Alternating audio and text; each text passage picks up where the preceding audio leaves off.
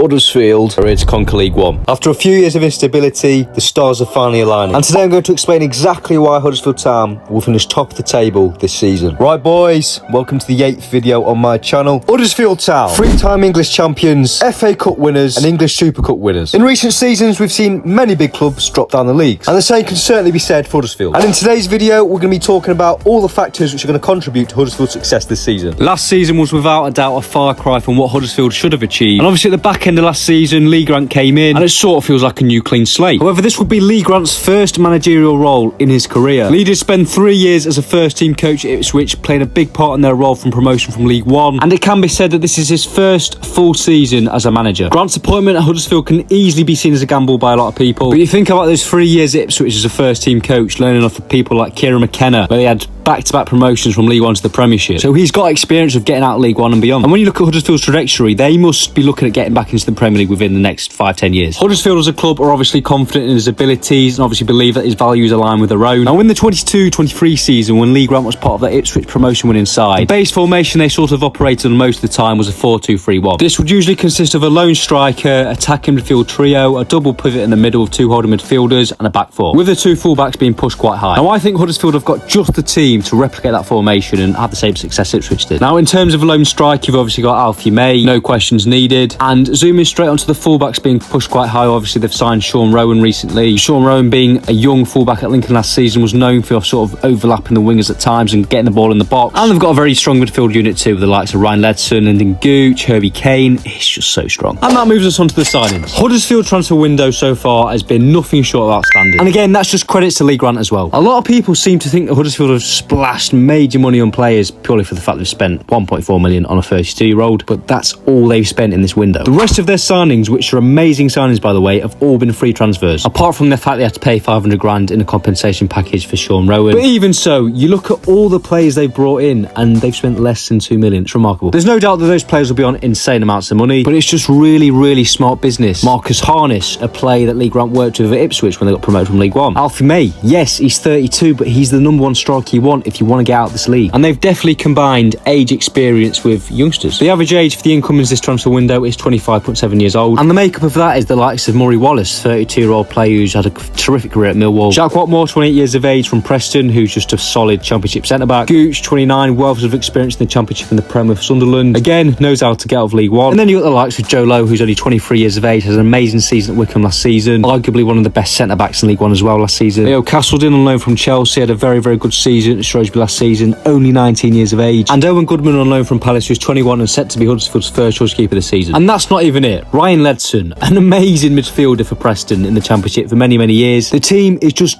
too good not to win the league. Simple. Or is it? The bookie. Luton are currently 11-4 in favour to win League One this season, and Huddersfield 4-1 to finish second. But I have to say I disagree. There's no doubt that Luton have a very strong squad for League One. It's probably just as good as Huddersfield's, if not better. But they've kept so many of their players from last season. Yes, they've signed players like Jerry Yates, who's good for getting you out of League One. And on paper, Luton's players are far too big for League One already. Like, they could make no signings this window and the team will still be far too good. But that's not my point. I think Luton will still do well, potentially go up, but nowhere near as well as people think they will. I'm just convinced that the mentality isn't there at Luton right now. They were used to losing pretty much every game last season, and they're coming to League One, which isn't an easy league by any means whatsoever. And then you look at Huddersfield, like, they can't really do any worse than they did last season, and they'll see an improvement straight away. They'll be in the top 4 straight away come the end of the season, and I just think they'll go on and win it. Obviously there's loads more competition in the league, the likes of Bolton, Barnsley, Cardiff, but I don't think they're going to pose as much threat as the likes of Luton. And even so, I think Huddersfield will comfortably win it. They just have all the ingredients to win the league this season. I think Lee Grant's going to pose a massive shift in the style of play. I reckon Huddersfield will play with more of a clear structural tactical type of identity, something most League One clubs lack, whether that's pressing high, dominating possession, or being compact and hard to beat. Town can impose multiple sets of system that suits the players because they have the depth for it as well. Flexibility to adapt based on the opponent. Could we see Lee Grant's speciality in a 4-2-3-1 formation against weaker sides, or a more pragmatic setup away from home or against a tougher opponent? Obviously successful teams either rely on individual quality or a strong system which sort of favours the whole team, but I generally think Huddersfield can literally work off both of those. I reckon the whole team can sort of fit around like a tiki-taka based football, or playing off individual greatness, playing Alfie May in behind, or even Joe Taylor. There's just so much room for flexibility and versatility. But anyway, boys, I'm going to wrap up the video there. But if you want me to see by the end of the season if I look like an absolute idiot, or if Huddersfield win the league, like I can just feel it. Comment down below who you think your top 6 teams are going to be this season, League One. And if you did enjoy the video, please feel free to leave a like and subscribe. You're massively appreciated. But yeah, see you in the next one.